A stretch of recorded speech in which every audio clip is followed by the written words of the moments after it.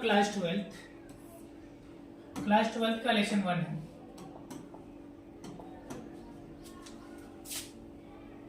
तो मेरे प्यारे बच्चों, क्लास ट्वेल्थ का जो लेसन 1 है जिसका नाम है बातचीत। ठीक है, बातचीत वाले चैप्टर से 5 नंबर का क्वेश्चन लगभग ऑब्जेक्टिव और सब्जेक्टिव मिलाकर पूछ ही देता है। प्रत्येक साल पूछे जाते हैं इससे क्वेश्चन क्या रहता है कि वेन जॉनसन के अनुसार बातचीत का तरीका क्या होगा, उत्तम तरीका क्या होगा। ठीक है, एडिसन के अनुसार बातचीत का तरीका क्या होगा। ठीक है, ये सब क्वेश्चन यहाँ से पूछे जाते हैं। तो इसको हम लोग आसान तरीके से हम लोग कैसे बना सकते हैं कि ताकि याद भी करने की जरूरत ना हो और समझ भी ले।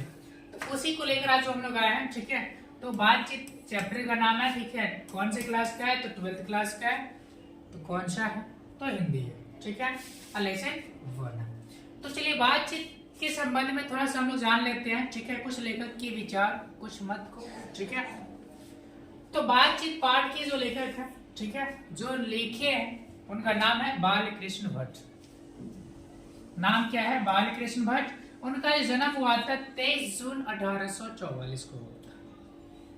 23 जून 1844 को कहाँ हुआ था, तो उत्तर प्रदेश राज्य में कौन से जिले, इलाहाबाद में हुआ था।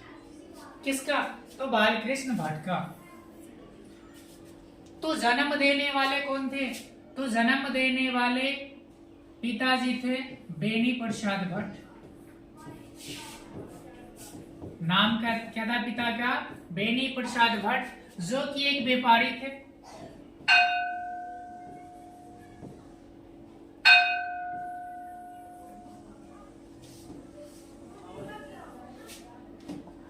तो बेनी प्रसाद भट्ट कौन थे, तो वे एक व्यापारी थे।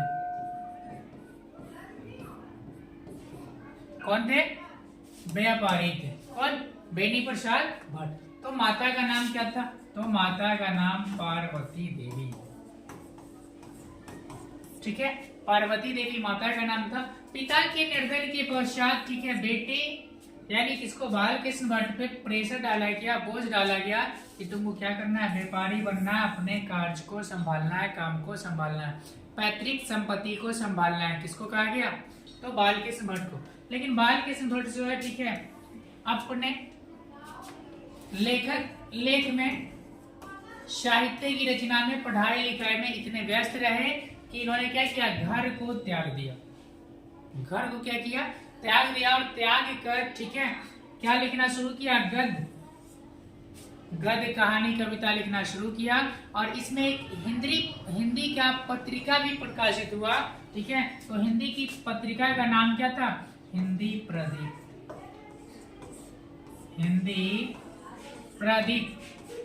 ठीक है, एक पुस्तक का नाम था, यानी पत्रिका जो मासिक पत्रिका के नाम से जानी जाती है। तो कौन लिखा था, बालकृष्ण भट्ट ने लिखा था। ठीक है, कब लिखा था, तो 1877 में लिखा था। अब मृत्यु का बात कर ले, तो मृत्यु कब हुआ था, 20 जुलाई 1914। 1914 कैसे याद रहेगा सर, तो 1914 को हम लोग याद करने का तरीका क्या रखेंगे कि प्रथम विश्व युद्ध जो हुआ था 1914 से लेके 1918 में हुआ था। यानी बालकृष्ण भट्ट की मृत्यु प्रथम विश्व युद्ध के समय हुई थी, यानी 20 जुलाई 1914 को। चलिए अब आगे देख लेते हैं, यह क्या है, तो एक ललित निबंध है। तो निबंध में क्या है, ललित निबंध है। बालकृष्ण भट्ट द्वारा लिखे गए कुछ उपन्यास के नाम क्या है, रहस्य कथा, नूतन ब्रह्मचारी, नए ब्रह्मचारी, 100 अनजान एक सुजान। ठीक है, गुप्तवैरी। ठीक है, फिल्म देखे होंगे। ठीक है, गुप्तवैरी नहीं, यवा बैरी, इस टाइप का फिल्म होता है, भोजपुरी का फिल्म है। ठीक है, तो क्या है, गुप्तवैरी, रसातल यात्रा, उचित दक्षिणा, हमारी घड़ी, सद्भाव का अभाव। ठीक है,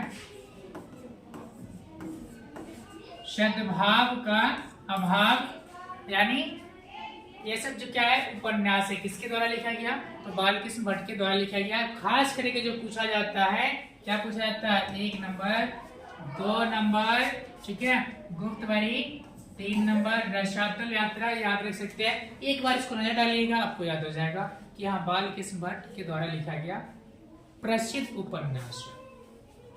ठीक है, आगे बात कर लेते हैं। उपन्यास हो गया इनकी। नाटक यानी कौन कौन से नाटक को लिखा, नाटक में काम किए, ठीक है, और नाटक को लिखा।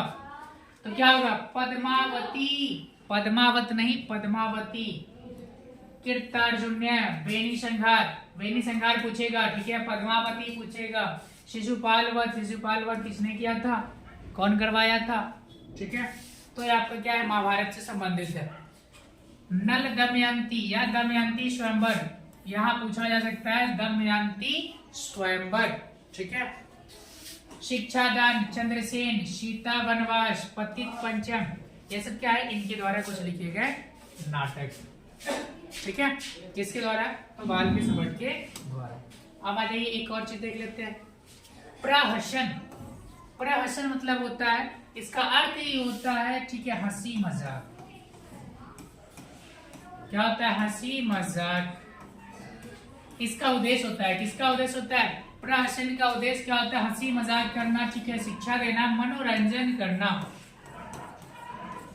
क्या होता है, मनोरंजन करना, ठीक है, जैसा काम वैसा परिणाम, ठीक है। एक नाटक है जिसमें हंसी मजाक टाइप में कुछ किया हुआ है, ठीक है, लोगों को मनोरंजित किया हुआ है, और हमें शिक्षा मिला हुआ है कि जैसे आप काम कीजिएगा वैसे आपको परिणाम यानी फल मिलेगा। नई रोशनी का विष, ठीक है, आचार विडंबन इत्यादि। इन्होंने लगभग 1000 से अधिक, ठीक है, कितना, 1000 से अधिक पुस्तकें यानी बोल सकते हैं कविताएं, नाटक सब मिलाकर लिखा। कितने, 1000 से अधिक। लेकिन उसमें से जो प्रसिद्ध हुआ, जो फेमस हुआ, कितना हुआ, तो 100 ही हुआ, यानी 100 ही हुआ। इन्हें जो है बाल कृष्ण भट्ट को, ठीक है, हिंदी का, बाल कृष्ण भट्ट को हिंदी का एडिशन